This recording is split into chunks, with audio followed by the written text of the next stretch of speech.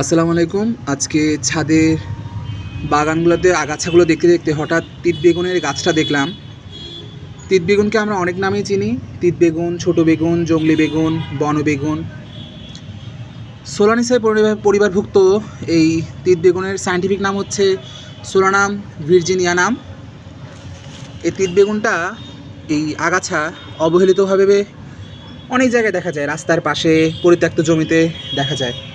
কিন্তু এটার একটা বড় গুরুত্ব রয়েছে কৃষিক্ষেত্রে এটাকে স্টক হিসেবে ব্যবহার করা হয় টমেটো এবং বেগুন চাষের সময়।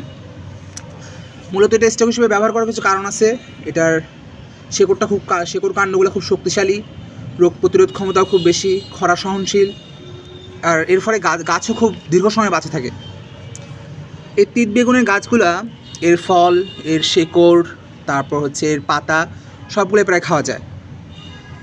আমরা যে বেগুন খেলে আমরা শুনছিলাম বা লোকমুখে প্রচলিত যে চুলকানির সমস্যাটা বাড়ে, সেই অ্যালার্জির সমস্যাটাই তিত বেগুন খেলে নিরাময়যোগ্য।